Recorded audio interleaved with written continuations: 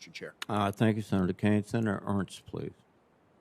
Thank you, Mr. Chair, and thank you very much, General Richardson. I am so pleased to see your nomination in front of this committee. I also want to thank your family as well, General Richardson, Lauren. Thank you so much for the support of your wife and your mother. We know how important our military families are, so thank you for being here today.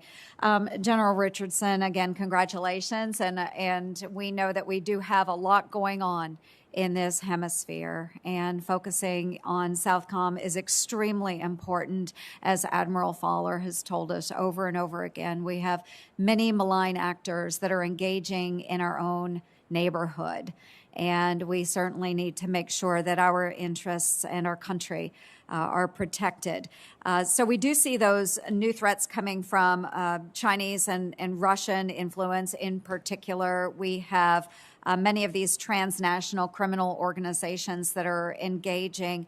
And what we have seen coming through those TCOs, about $90 billion of annual revenue generated from those TCOs. And just last week, we saw the Coast Guard cutter Harriet Lane interdicting $16 million worth of illicit drugs, which were likely moving towards America in the Caribbean Sea. So we do have a lot of risks from these TCOs. Can you maybe talk a little bit about how they are working with those malign actors like China and Russia and the implications that has to the United States? Certainly. Thank you, Senator. And with the TCOs, transnational criminal organizations threaten partner nation stability as well as regional security. And certainly the violence that they create, quite honestly, they feed off of each other, the TCOs or the external state actors of China, Russia, and Lebanese Hezbollah. And so certainly, again, they're expanding, they're diversifying, they're destabilizing in the region. They're a major security threat in the AOR, and drug trafficking is their number one funding source. And so certainly, what Southcom has at its are the levers that it utilizes for security cooperation. And again, that has to be a persistent presence.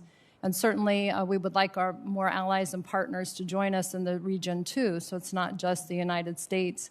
But quite honestly, the multilateral exercises that I spoke about before are really a low-cost, high return on investment to train with our partner nations, increases the readiness, the interoperability, the domain awareness, because we have to be able to have the security advantage in all domains, as well as the sharing of information and intelligence. Mm-hmm. Thank you. And even to build further on that, one of my favorite topics when we have commanders in front of us is our state partnership programs through the National Guard. And I'm very proud of our own partnership. Iowa is partnered with Kosovo, and we've seen a great return on investment with a tremendous country in Europe. We see that as well in South America with many of our state National Guards partnering with host nations, the best bang for the buck coming from those types of agreements. You also mentioned allies and partners, other countries that are engaging with us. And I think it's important to remember that we do have to continue to collaborate with others that have our shared interests and values in the region. Can you talk about some of the great partnerships we do have with allies as we're engaging against some of the malign actors and TCOs that we see, maybe some of the key partners we would have?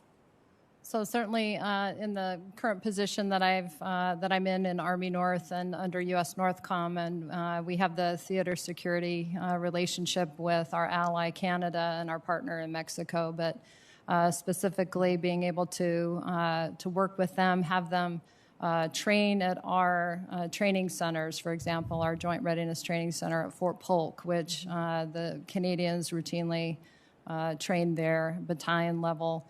We're going to have a company, our partner nation of Mexico, a company participate in the first JRTC rotation next spring.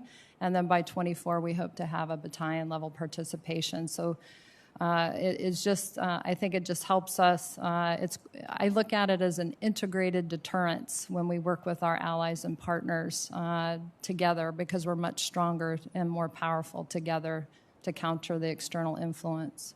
Thank you very much, General Richardson. My time has expired. Thank you, Mr. Chairman. I look forward to supporting your nomination. Thank you. Senator.